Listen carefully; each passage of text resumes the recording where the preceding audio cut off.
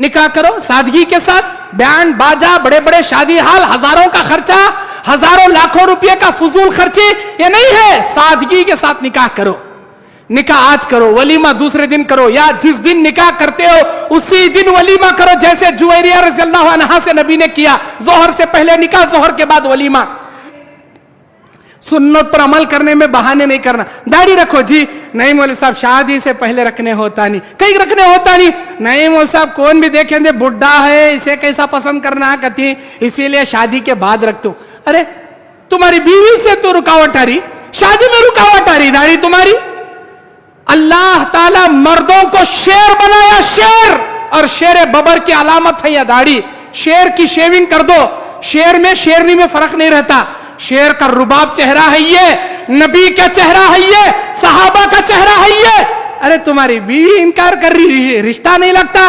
یاد رکھو اللہ تعالیٰ تمہاری مقدر میں کوئی سی لڑکی تمہاری بیوی بنتی, یہ تمہارے پیدا کرنے سے اللہ تبارک و تعالیٰ کئی سال پہلے قلم کو پیدا کر کے بنا دیا.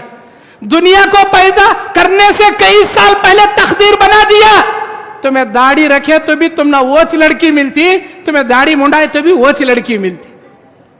تمہاری مقدر سے ہٹ کر کوئی حور پری نہیں ملتی. جو دنیا میں تمہاری بیوی بننا نصیب میں اللہ نے لکھ دیا وہی ملتی. اب داڑھی کو کہیں کو شادی کے بہانے میں لاکھ کھڑا کر رہی. ہیلے بہانے نہیں کرنا, سنت پر عمل کرنے میں ہیلے بہانے نہیں کرنا. اور ہمارا ماحول بن گیا آج کل, نہیں ہے داڑھی رکھنے والوں کو نہیں دینا, داڑھی منڈائس والوں کو دینا, جہیز لینے والوں کو نہیں دینا, جہیز نہیں مانگنے والوں کو دینا. اکثر ایسے چکر میں ہماری اہل حدیث لڑکیوں کو بریلی گھریوں کو شادی کر دے دیتے. اللہ اکبر, اللہ کی پناہ. بریلی گھر میں, خبر پرستی کے گھر میں, شرک کرنے والوں کے گھر میں. اللہ اکبر.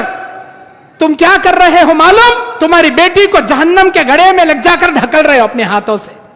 گویا تم کہہ رہے میری توحید پرست میری بیٹی, اب تو جا 11ویں کر, عرس منا, خبروں پہ زیارت کر, خبروں کے سجدے کر, جیسا تیری ساس بولتی ویسا کر, جیسا تیرا مرد بولتا ویسا کر.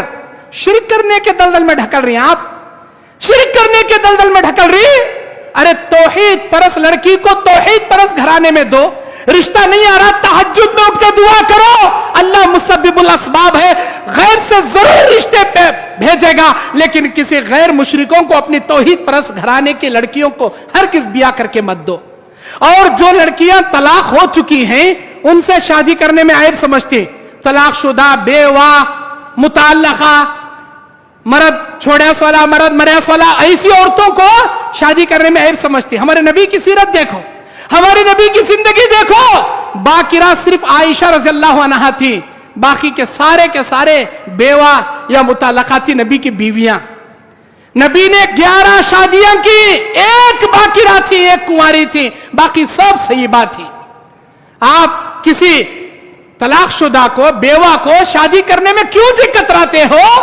اللہ کے نبی کی کسی بھی سنت پر عمل کرنے میں کتراہیت نہیں ہونا چاہیے آپ کو.